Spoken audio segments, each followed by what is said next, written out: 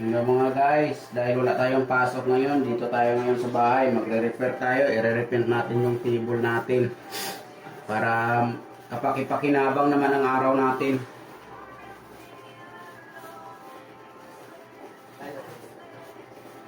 Yan mga guys, para mamukhang bago siya ulit, pipinturahan natin.